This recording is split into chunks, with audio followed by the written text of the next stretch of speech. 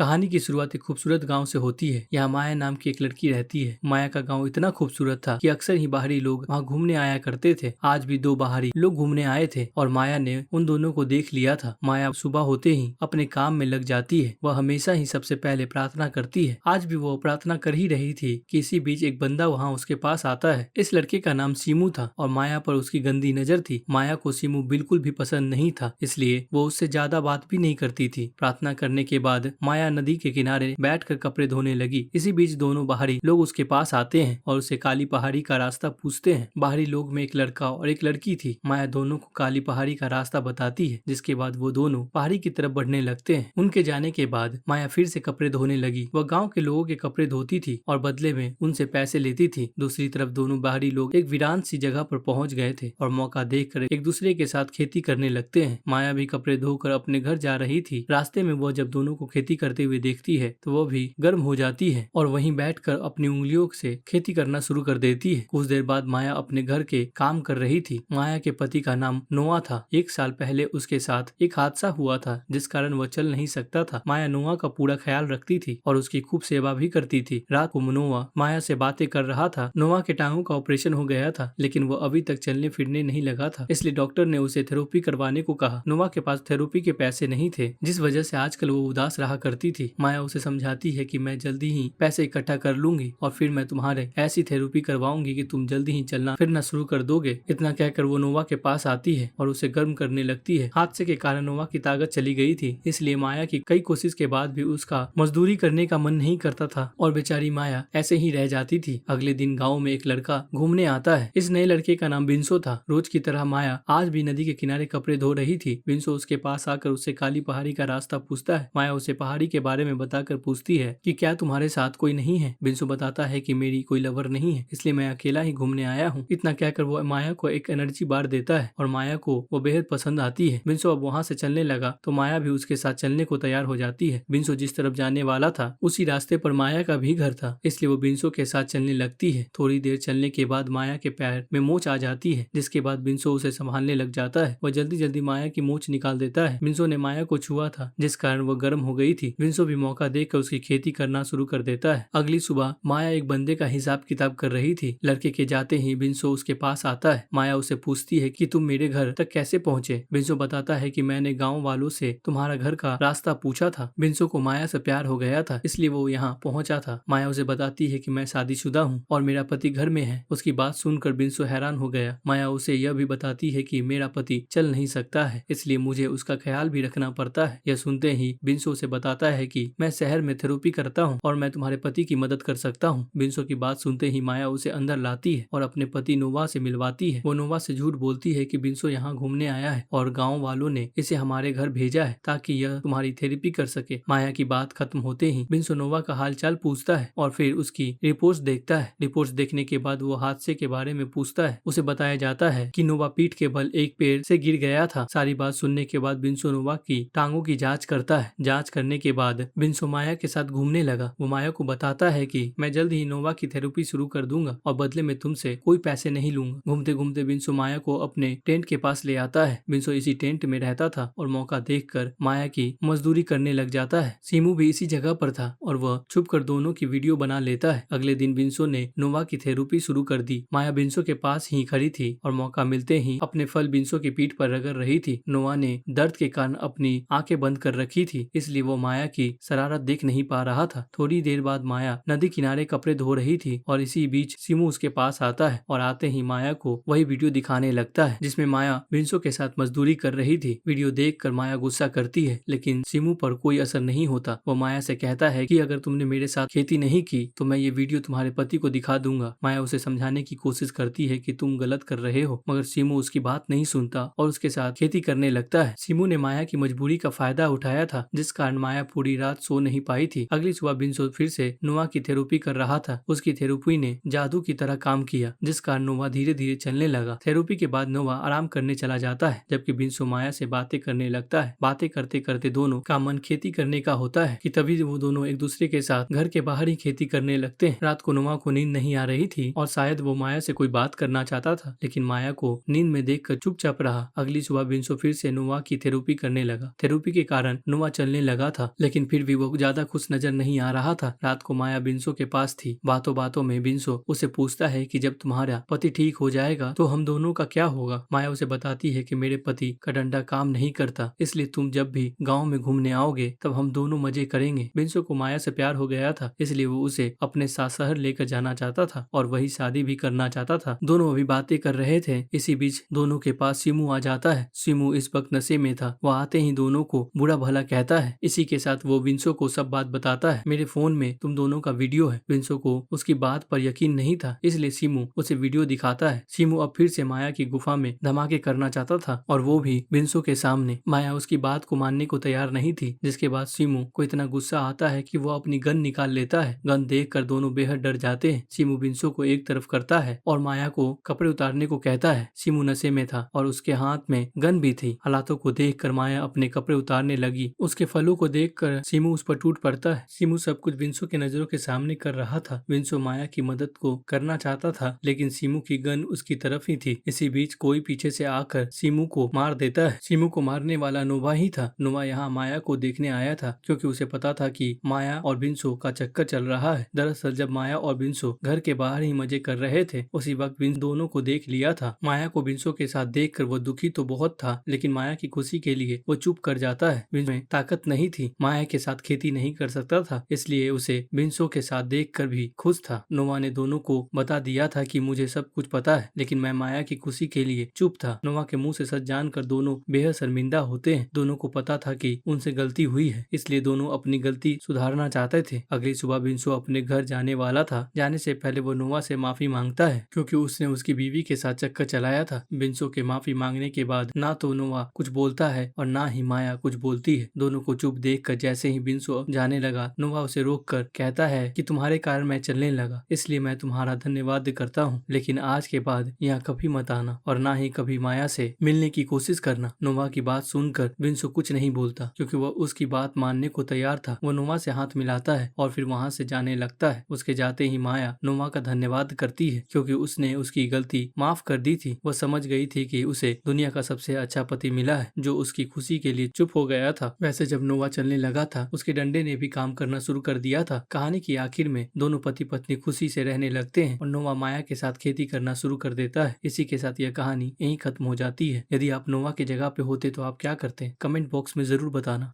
यह मूवी पसंद आई हो तो लाइक और शेयर जरूर करना और साथ में हमारे चैनल कहानी फिल्मी को सब्सक्राइब करके जाना। तो चलिए मिलते हैं अगली वीडियो में। Thanks for watching.